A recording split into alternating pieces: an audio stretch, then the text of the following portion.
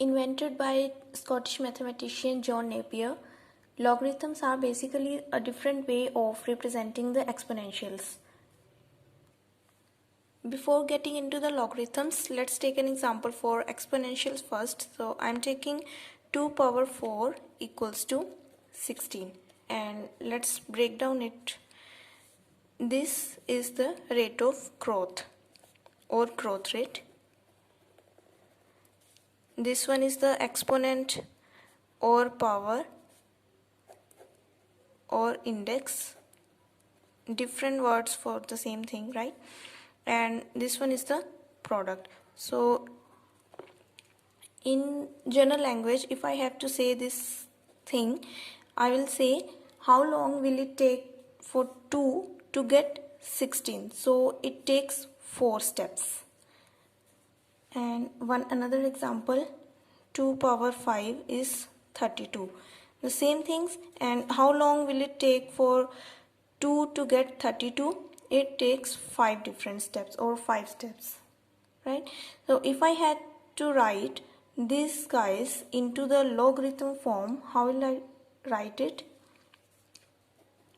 Log 232 equals to 5.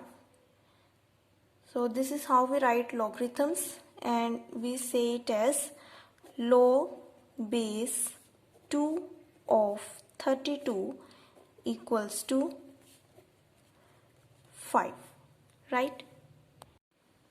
Moving further, let's see some other examples with different bases.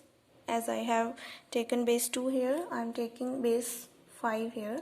So log base 5 of 25 is 2. So it will mean how long will it take for 5 to get 25, or to what power should I raise 25 to get, to what power should I raise 5 to get 2. One more example, log base 3 of 81 is 4, or the other way round, we can write it as 3 power 4 is 81. Both are the same thing, right? One more example,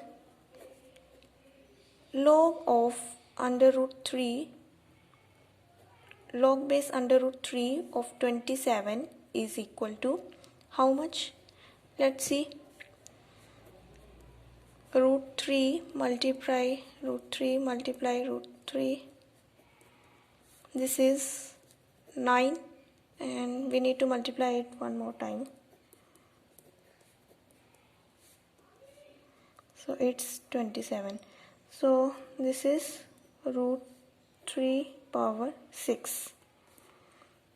Let's check it out. This is